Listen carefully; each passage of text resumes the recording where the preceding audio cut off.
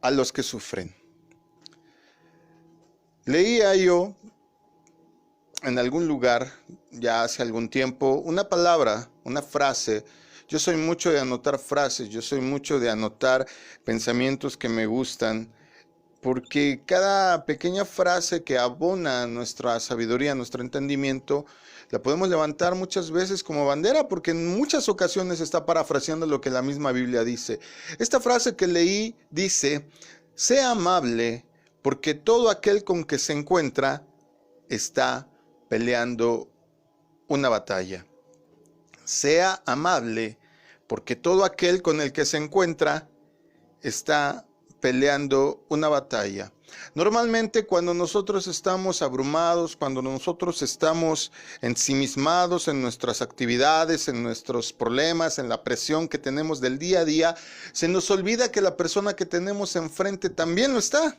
Se nos olvida que aún dentro de nuestro propio hogar, nuestros hijos pueden estar viviendo sus presiones, sus crisis, sus momentos de duda, sus momentos de depresión, sus momentos de falta de fe.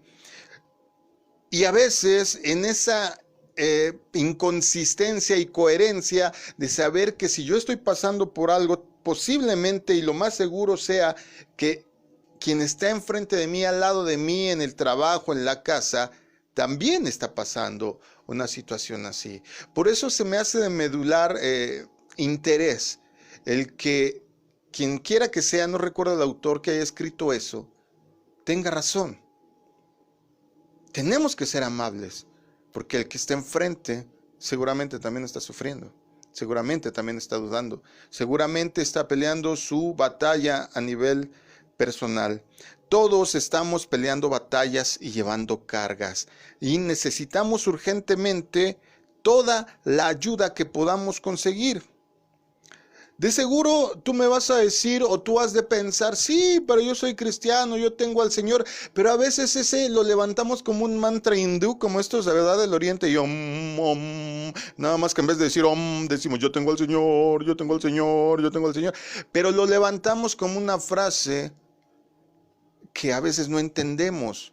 Sí, tienes al Señor, pero no al mismo Dios puso a tu esposa, a tus hijos, a tu pastor, al consejero, al amigo, a la amiga cercanos a ti para que también te asistas de ellos. Porque ¿quién permitió que conocieras a tu esposo o a tu esposa? ¿Quién permitió que esos hijos que nacieron de ti como mujer, de ti como varón que los engendraste, fueran los que tienes? Entonces, grábatelo bien. Grábatelo bien, todos, aún ellos, estamos peleando batallas y llevando cargas, todos, absolutamente todos, y todos necesitamos urgentemente toda la ayuda que podamos conseguir. Lo último que nosotros necesita, lo último que cada uno de nosotros necesita es que alguien nos ponga encima más dificultades. Cuando esbocé esta frase al principio y te dije: sé amable, porque normalmente cuando estamos frustrados, cuando estamos deprimidos, cuando tenemos una situación extrema como las que estamos viviendo últimamente, tenemos la tendencia a cargar al de enfrente, porque nosotros sentimos carga y a lo mejor lo vemos sonriendo y a lo mejor lo vemos tranquilo y a lo mejor lo vemos demasiado pacífico y le ponemos encima cosas. Hey, ¿qué estás haciendo sentado? ¿No tienes cosas que hacer? ¿Cuántas mamás y papás habrán dicho eso? Ves la situación y no te hincas, tú riéndote y viendo que apenas tenemos para frijolitos ahorita, ¿qué vamos a comer mañana? ¿Cuántos habrán esbozado esa frase al esposo o a la esposa? Ya no nos alcanza, ¿qué va a pasar? Lo que menos, iglesia, lo que menos necesitamos ahorita tú, yo y cualquiera es que nos pongan encima más cargas. No tenemos en la actualidad las exigencias normales de la vida. Y cuando las tenemos, estas exigencias normales, llamémosle trabajar, llamémosle tener para los útiles, para el uniforme, para la comida, para el transporte, esas son condiciones normales de cada día, pero ahorita no estamos viviendo en esas condiciones. Las condiciones de la vida que ahora estamos pasando son condiciones extraordinarias. Y aún las condiciones normales no son las que nos quebrantan. Muchas veces, salvo que seas un flojo o una floja o un cerrado de entendimiento, una condición normal no te tiene por qué frenar, no te tiene por qué quebrantar. Todos sabemos que tenemos que comer. Solo un paria, solo alguien negado del entendimiento se cruza de brazos y le dice a su esposa y a sus hijos, ¿qué creen? No hay que comer. Y se cruza de brazos. Solo alguien que no tiene iniciativa propia. Todos los que somos padres vemos qué hacemos. Tengo joyitas, las vendo. El caso es llevar pan a la mesa. Esas condiciones en un sentido normal no quebrantan a nadie. Tener que ir a buscar trabajo en condiciones normales no quebranta a nadie porque tiene una necesidad. Ir a la escuela y pasar materias no quebranta a los muchachos, saben que lo tienen que hacer. A lo mejor, para unos es más fácil, a lo mejor para otros es más difícil, pero saben que lo tienen que hacer. Las condiciones normales jamás van a quebrantar a alguien. El problema son las sorpresas dolorosas. Nadie esperaba la pandemia. ¿Será cierto? ¿Será cierto? Porque yo recuerdo aquí haber dicho algo hace más de 3 meses. Y haberlo dicho todavía hace 2 años. Pero bueno, ese es nuestro caso personal. Pero no se necesita ser profeta, se necesitaba ver lo que estaba ocurriendo en el mundo, se necesitaba ver lo que estaba aconteciendo. Pandemia siempre va a haber. Para eso sirve la historia. Gracias a la historia sabemos que hubo una enfermedad llamada peste negra, gripe española. Sabemos que existe algo llamado ébola. Sabemos que ha habido enfermedades que han diezmado a la población mundial. Y siempre ocurre cuando la población está rebasando límites naturales. Pero si vamos más lejos, siempre ocurre cuando nos estamos pasando de la raya en aquello que tenemos permitido de parte de Dios. Esas sorpresas, lo que no esperamos, es lo que es doloroso. Tú puedes estar sacando los gastos día a día, pero ¿qué pasa cuando sufres un accidente? ¿Qué pasa cuando un ser querido se muere? ¿Qué pasa cuando una relación matrimonial que consideraba sólida se destruye? ¿Qué pasa cuando aquel hijo en el que tenías todas tus esperanzas de repente te sale con un reprobé? Ya no quiero estudiar. Me quiero casar y tiene 16 años. Esas sorpresas, esos son temas que quebrantan. Si quebrantamos las normas, la mayoría de la gente sabe, y nosotros como cristianos lo sabemos, si quebrantamos las reglas, tenemos que aceptar las consecuencias. No tenemos problema con eso. Yo sé que si tengo 2 panes hoy, es lo único que me queda y me como los 2 hoy, sé que mañana no tengo. Eso es aceptar la consecuencia. Sé que si no ahorro no voy a tener para una emergencia en el futuro, acepto mi consecuencia. Sé que si ahorita estoy joven y no ahorro para mi vejez, voy a tener problemas, estoy aceptando las consecuencias. Sé que si tengo un examen y no estudio, puedo reprobar, puedo no entrar a la prepa, a la universidad, o no puedo tener una carrera. Acepto mis consecuencias. Cuando yo quebranto las reglas, la lógica me debe de indicar que tengo que aceptar aquello que va a venir. Desobedezco a mi mamá, puede venir la chancla vengadora. Sé, y la mayoría de las personas lo saben, pero a veces suceden cosas malas, cosas hirientes, cosas sufrientes que nos acontecen, aun cuando no tenemos la culpa. Esas cosas son las que quebrantan el alma, el corazón y el espíritu de la gente.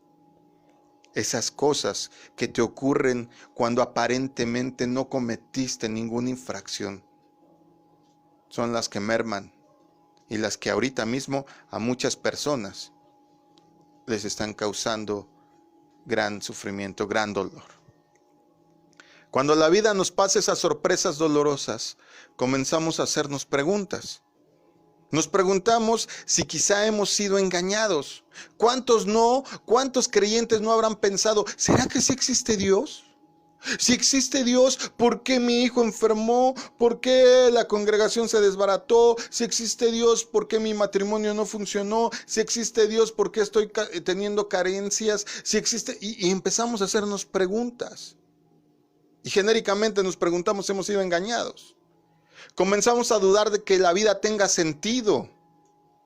¿De qué sirve? Muchas veces pensamos, ¿de qué sirve que yo sea bueno, que respete las reglas, que sea honrado, que sea buena persona si la mayoría de la gente no lo son?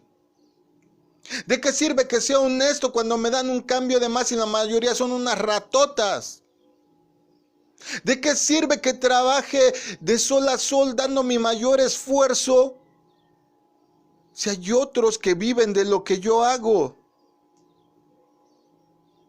Dan caravana con sombrero ajeno.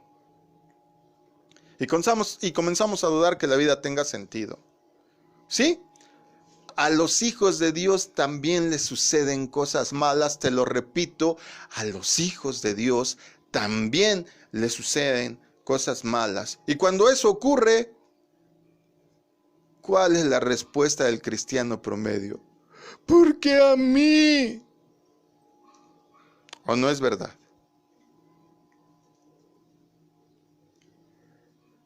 Es en ese momento, es en medio de la crisis, es en medio de la tormenta, que si vamos a hacer preguntas, nos hagamos preguntas trascendentales.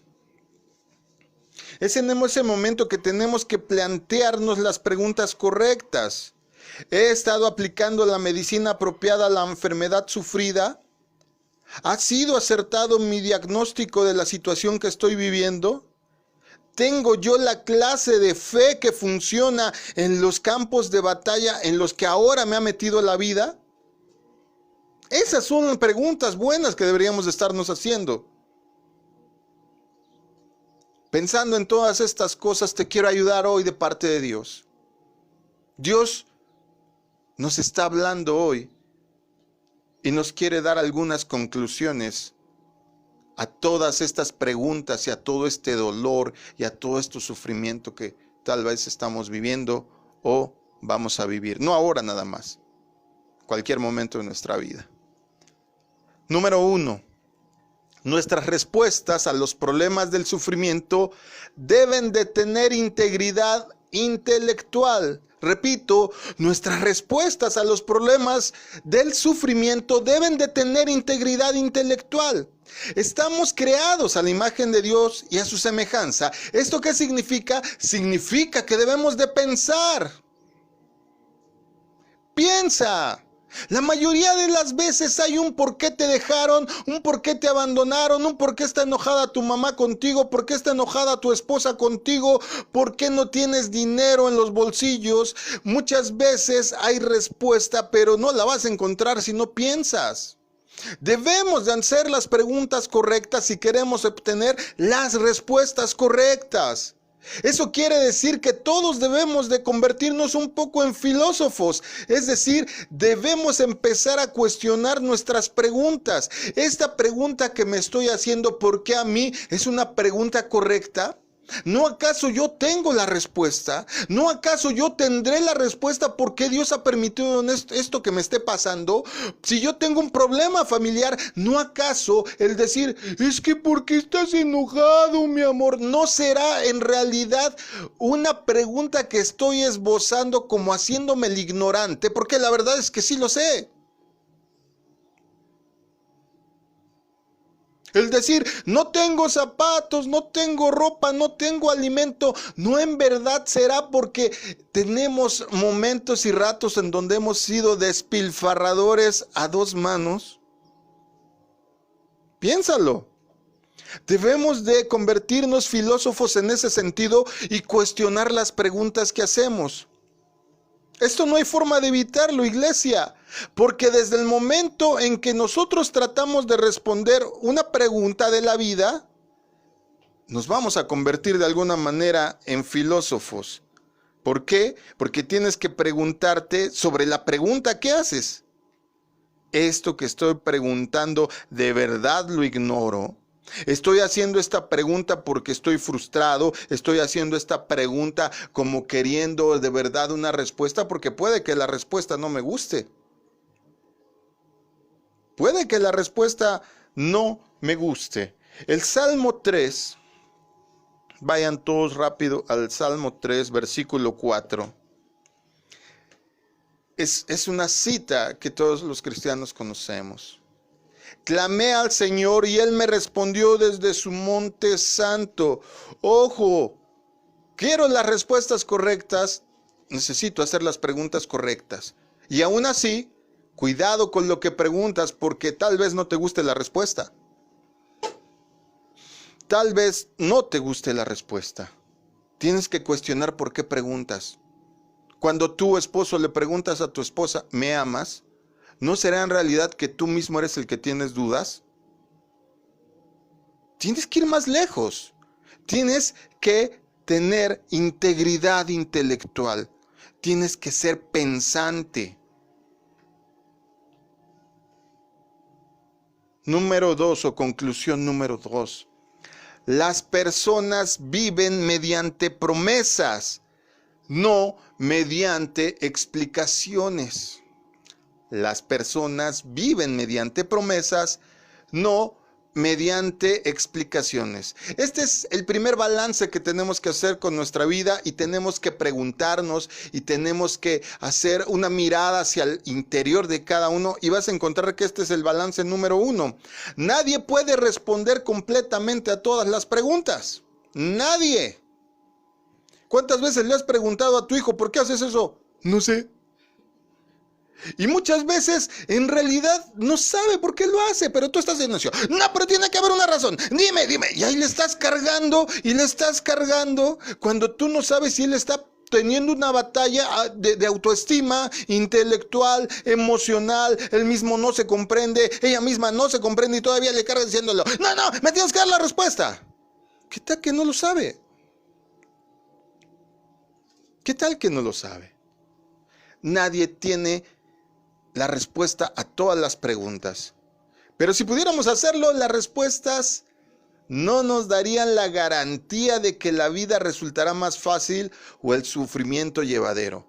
Ejemplo, Señor, ¿por qué la pandemia? ¿Qué tal que el Señor te dice por pecador?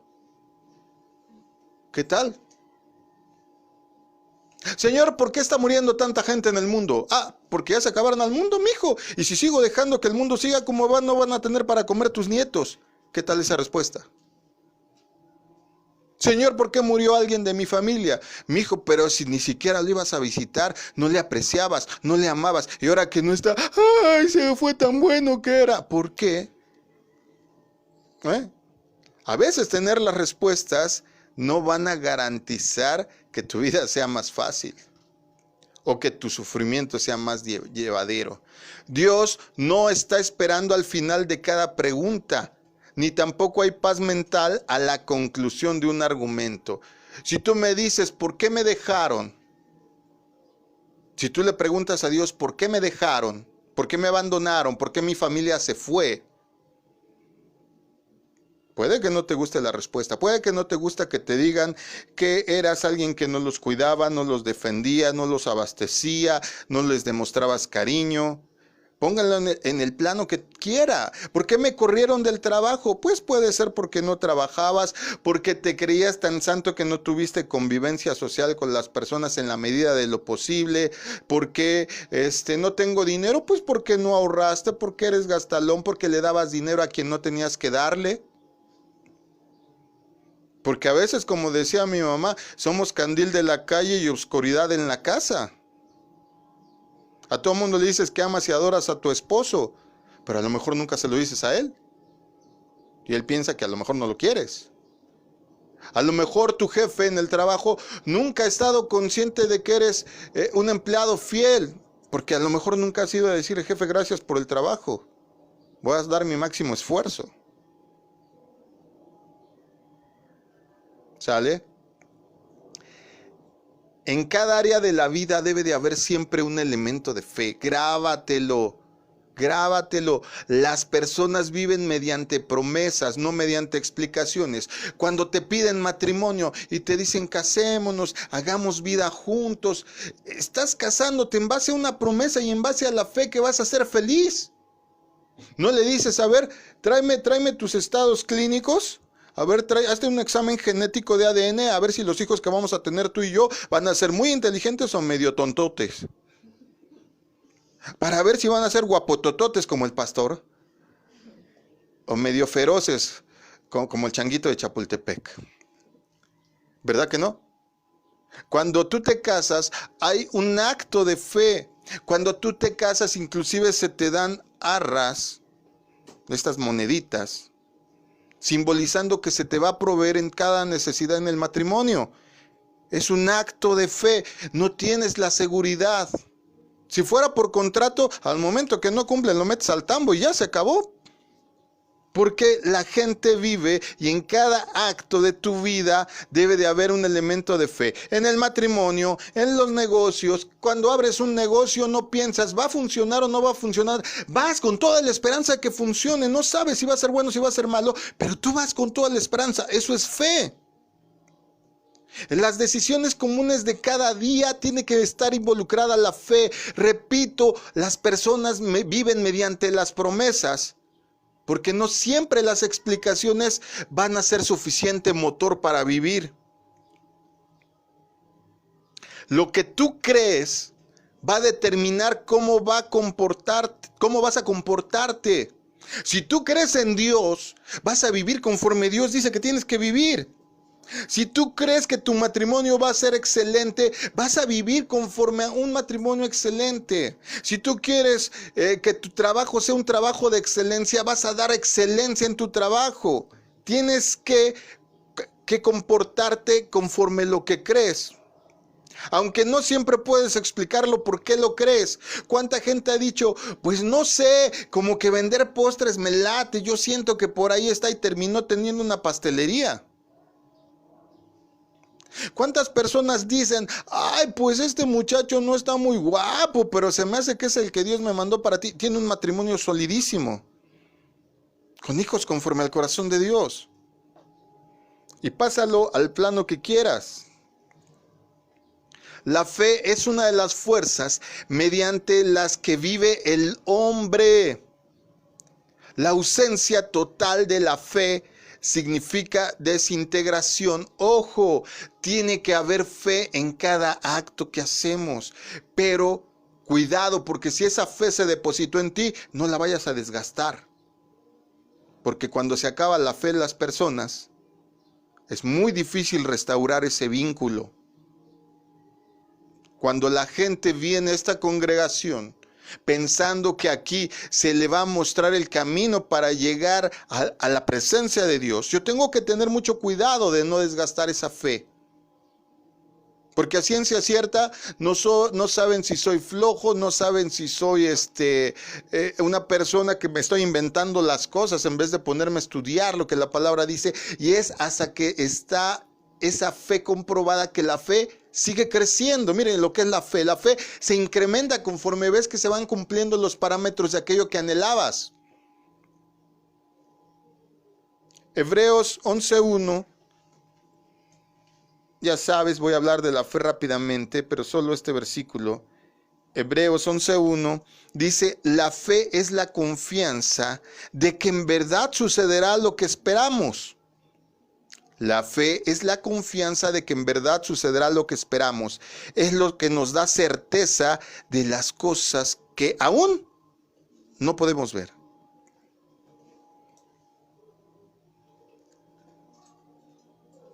A ti que sufres, recuerda, tienes que tener fe, tienes que confiar en las promesas, porque si no vas a seguir sufriendo. Conclusión número 3. Debemos de vivir, iglesia.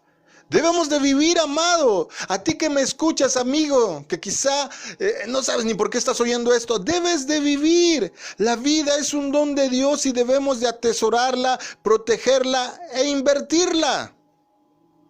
Ahorita la estamos protegiendo. ¿En qué quieres invertir tu vida? Piensa, tienes que tener metas, tienes que tener objetivos, tienes que tener anhelos, tienes que tener sueños, tienes que atesorar la vida. ¿Cuántos necios? Ponte un suéter, está haciendo frío. No, así estoy bien. ¿Cuántos necios? Aliméntate sanamente. No, así estoy bien. A mí me gusta con mucha grasa y al final el colesterol, los triglicéridos y mucha gente de la que está muriendo ahorita, más que por el COVID, son por los problemas aleatorios, porque ya venían con diabetes, porque ya venían con sobrepeso, porque ya venían con hipertensión, porque ya venían con muchas otras cosas, que si el COVID no los iba a matar, lo mató lo secundario que tenían. Tenemos que atesorar, proteger e invertir la vida. Puede que podamos posponer algunas decisiones, pero ojo, no puedes posponer vivir. La vida no puede esperar hasta que la ciencia la haya explicado. La vida no puede esperar hasta que tengas la seguridad que vas a tener un futuro próspero. La vida no se puede detener porque estamos ahorita en pandemia. Tienes que vivir aunque estés aislado. ¿Qué estás haciendo? ¿En qué estás invirtiendo tus horas? ¿Qué estás haciendo? ¿En qué estás invirtiendo esas horas que tal vez ocupabas en transportarte? ¿En qué estás ocupando ese tiempo que quizá no estás en la escuela, aunque puedes tener clases por televisión o por internet como están haciendo? ¿Pero en qué estás invirtiendo? La vida no puede esperar hasta que hay una explicación de las cosas. No podemos posponer la vida hasta que estemos listos. Ahora que sea bueno, me bautizo. Ahora que ya haya leído más Biblia, empiezo a compartir el Evangelio. No, tienes que hacerlo ya. Mañana no sabes si vas a tener vida. ¿Qué vas a hacer mañana? Tienes que empezar a vivir. La vida nos cae encima como un disparo a quemarropa. ¿Agarramos la vida o hacemos con ella lo mejor que podamos o la dejamos? Solo hay esas tres opciones. O agarramos la vida, nos aferramos a ella porque es un regalo de Dios. ¿Cuánta gente allá? Ay no, es que ya me voy a dejar. Es que ya como no la hice en mi familia, soy divorciado, como no la hice en mi primer matrimonio. Y se dejan. Como nadie me quiere contratar, pues ya mejor pues me voy a dedicar a andar en la calle y ser ahí de esos que extienden la mano. No.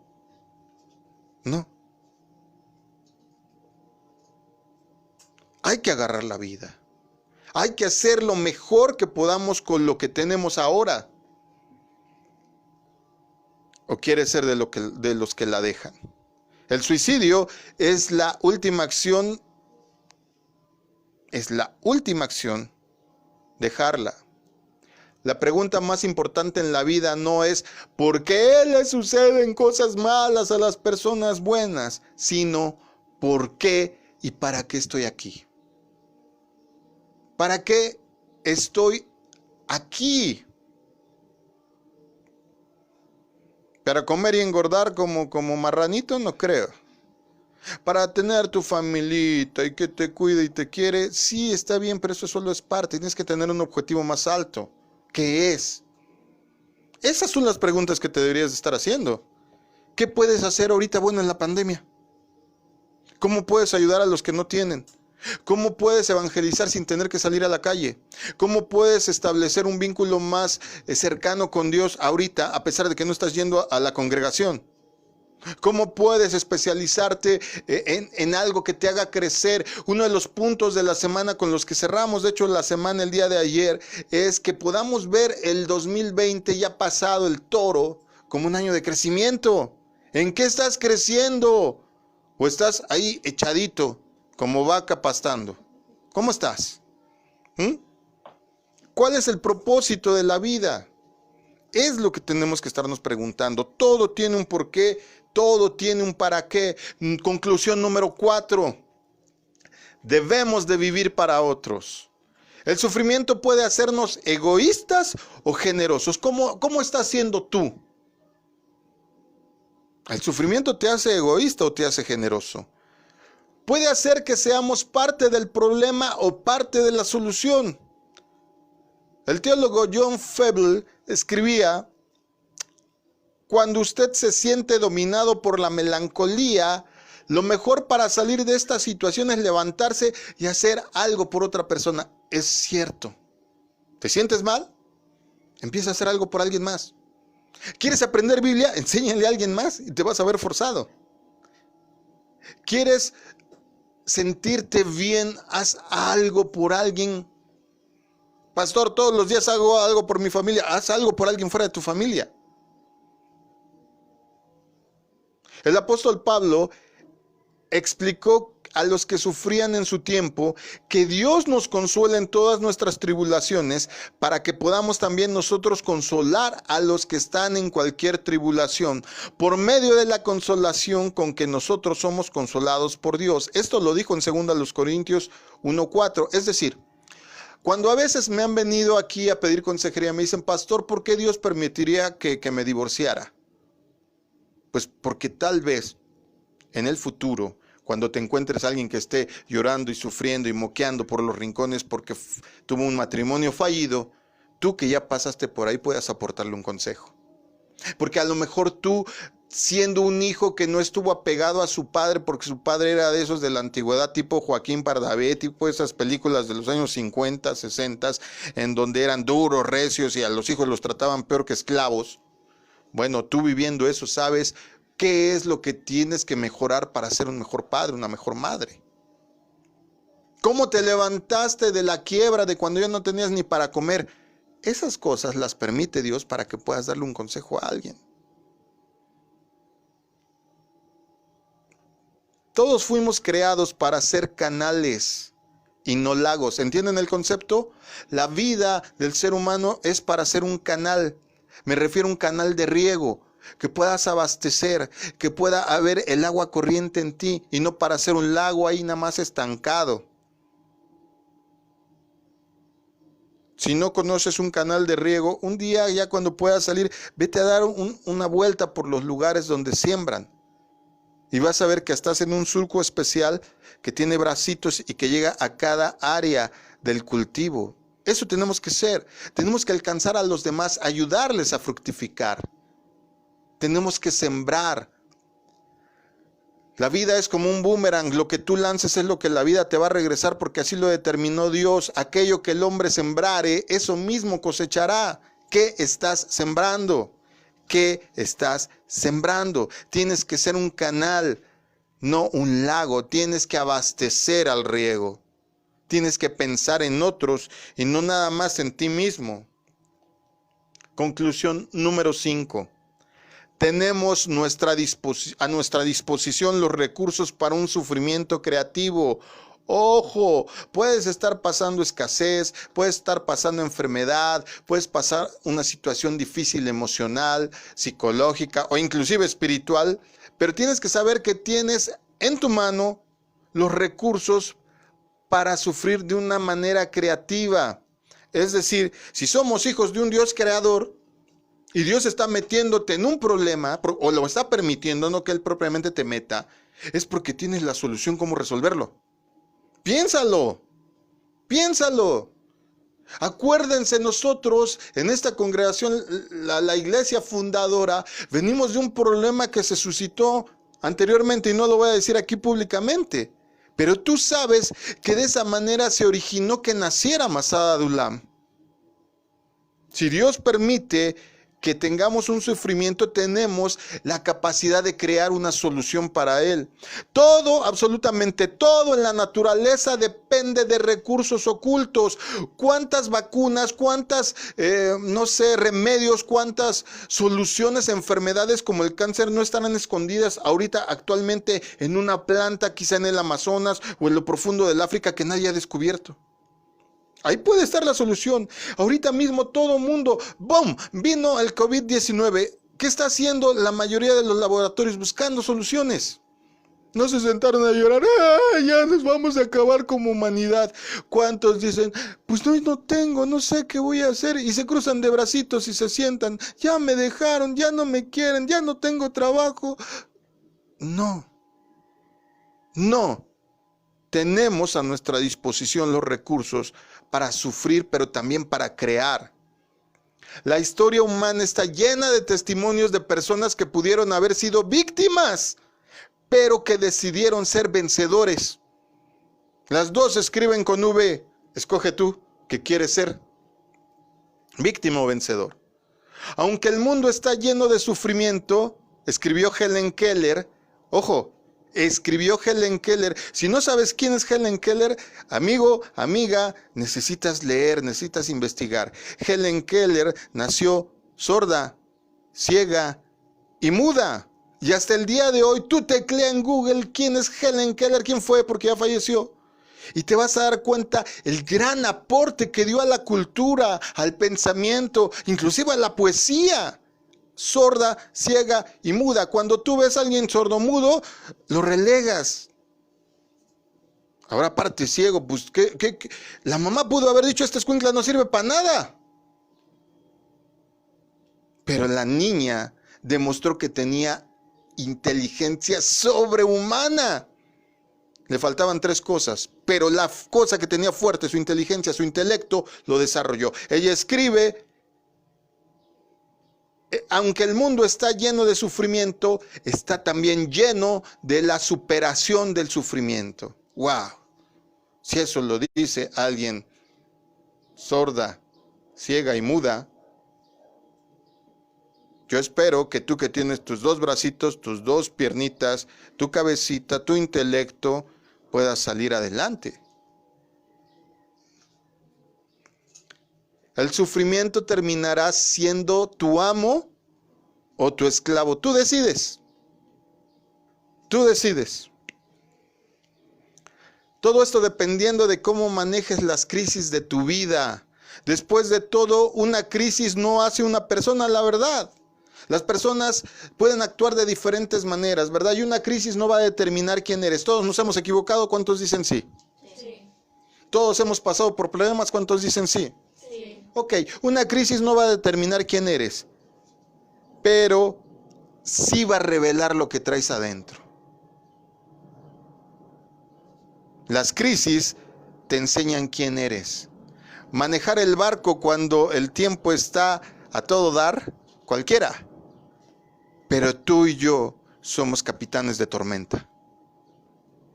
Todo el que sigue a Cristo es un capitán capacitado para dirigir y llevar el timón en la tormenta. Grábatelo. ¿No lo crees? Grábatelo. Hoy te hablo de parte de Dios, te digo, tú eres capitán de tormenta. Después de todo, la vida es aquello que se encuentra dentro de nosotros. La vida no es la circunstancia que te lleva a un punto. La vida es algo que ya está en ti. Dios te la regaló. Tú decides cómo vivirla. Los recursos ahí están. Tienes inteligencia, tienes brazos, tienes fe, tienes rodillas para doblarlas y pedirle al Creador. Depende de cómo lo quieras usar o inclusive si lo quieres usar. Ya yendo a la recta final sobre el asunto, al considerar estos asuntos tendremos que usar nuestra mente, iglesia. No puede ser toda oración, ay Señor resuélveme, ay Señor dame. Te dio cabecita, iglesia, te dio cabecita. No es sentarte, cruzar los brazos y decir, Señor, lo que tú me quieras dar, por la ventana me ha de entrar. Estás loco si piensas así. Tienes que usar tu mente, tienes que ponerte a pensar en serio. Si tienes solo 2 neuronas y están peleadas entre ellas, ponlas de acuerdo para que funcione tu cabecita. Ponte a pensar, pero ponte a pensar en serio. Escribe tus ideas, desarrolla metas, haz planes, busca cómo puedes lograr esos planes. La crisis está, pero también está la solución. ¿Cuántos dicen amén? Al mismo tiempo debemos de abrir nuestro corazón a esa clase de verdades espirituales que no pueden ser examinadas por laboratorios ni por computadoras. Si bien tú tienes que planear, tú tienes que diseñar, tú tienes que intentar, tú tienes que buscar, también abre tu corazón a aquello que no se puede explicar y que solo proviene de Dios. ¿Cuál es la diferencia entre alguien que tiene éxito y alguien que tiene fracaso? La fe. Muchas veces es la fe en sí mismo. Pero nosotros deberíamos de tener una fe respaldada porque tenemos a Dios de nuestra parte. Sobre todo, debemos de estar dispuestos a obedecer la verdad e ir en la dirección que nos lleve. Jesús dijo, yo soy la verdad. ¿Cuántos dicen amén? Ahora, ese mismo Jesús que abrazaba a los niños y que decían, dejad que los niños se acerquen a mí. Ese mismo Jesús que dijo en la cruz, perdónalos, Padre, porque no saben lo que hacen. Ese mismo Jesús, no se te olvide que azotó a los mercaderes en el templo. Ese mismo Jesús, no se te olvide que le dijo a Pedro, retírate de mí, Satanás. Ni te me acerques, fúchila. La verdad puede ser amorosa o puede ser cruda. Perdóname. Pero si eres alguien sabio y entendido, sabrás que tienes que obedecer la verdad e ir en la dirección que te lleve. Si Jesús por algún motivo permitió que perdieras tu trabajo, tienes que pensar por qué es y actuar en consecuencia. No es suficiente con que nuestra mente sea iluminada o nuestro corazón quede enriquecido con esta enseñanza. Si puedo resumirte este tema, tu voluntad, iglesia, tiene que ser capacitada. La voluntad es como un caballo salvaje. O dejas que ande como loco por los pastos que le dé la gana, o le pones las riendas y tú dices, hey, vas a irte por este lado. Porque por este lado dijo Jesús. Porque por este lado se me cerró esa puerta. Ahora, ¿cuántos no se aferran a una puerta cerrada?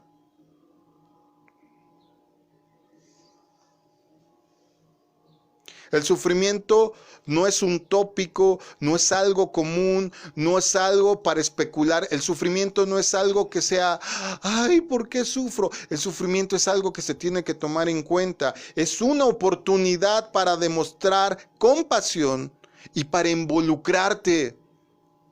Tú sufres, comenzamos diciéndolo eso, pero también el que está enfrente sufre. ¿Cuántos se han sentado estas semanas con sus hijos a decirle, ¿y qué sientes? ¿Y qué piensas de la pandemia? ¿Tienes miedo? ¿Te ocurre algo? ¿Qué es lo que te preocupa del futuro? Mi hija ayer me hacía preguntas como ¿cuándo va a acabar esto? Y tuve que darle respuestas reales, verdaderas y concisas, pero infundiéndole fe y esperanza y infundiéndole la confianza en Dios. ¿Qué gano con decir, ay, es que no sales porque hay un lobo salvaje? Luego he escuchado gente que cada cosa que le inventa a los niños. La mente crece al tomar. Es verdad. Cada vez que tú absorbes algo, tu mente crece. Pero el corazón crece cuando tú das. Acuérdate, quizá el que esté al lado de ti como vecino, quizá el amigo en las redes sociales le está pasando mal. Es tiempo para por lo menos darle palabras de aliento. Ya no nada más de chatear para ver qué anda y ya viste el meme de... No. Tú no sabes si ahora mismo este tiempo es para que puedas hablar de Cristo. Termino diciendo, ya es medio falso que el que reflexiona acerca de la verdad y no lo hace. Esto lo dijo un teólogo llamado F.W. Robertson. Ya es medio falso que el que reflexiona acerca de la verdad pero no la hace. Es decir, aquella persona que conoce la palabra en este caso y no la hace, pues la hace una persona dudosa. La verdad no es dada, la verdad nos es dada no para ser contemplada, sino para hacerla. ¿Cuántas veces se me han acercado y me han dicho, sí, ya sé que estoy mal, pero ese pero es el que me preocupa? Sí, ya sé que no es lo que tengo que estar haciendo, pero si ya sabes cuál es la verdad, tienes que ejecutarla, tienes que hacerla. La vida es acción, no un pensamiento. ¿Tienes problemas? Siéntate, piensa, tienes la solución. Dios te capacitó. Dios está usando esta oportunidad para que quizá hagas algo más. No para llorar. Doma al sufrimiento, o si no, él te va a hacer esclavo suyo.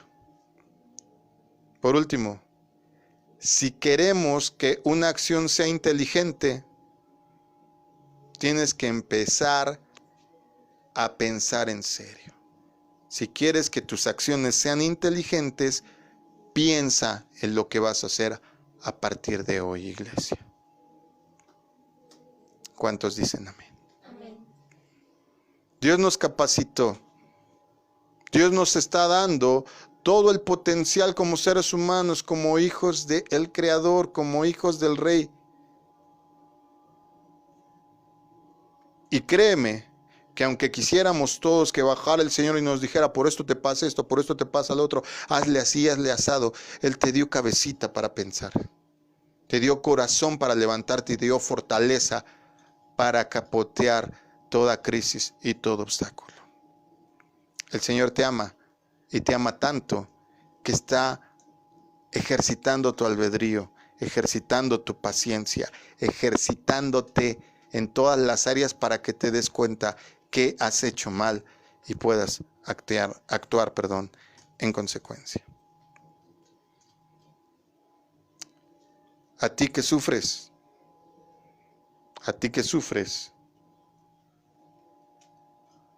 tú tienes el poder para acabar con ese sufrimiento. Hoy Dios te dice, comienza a pensar. Comienza a usar el intelecto que te di. ¿Cuántos dicen amén?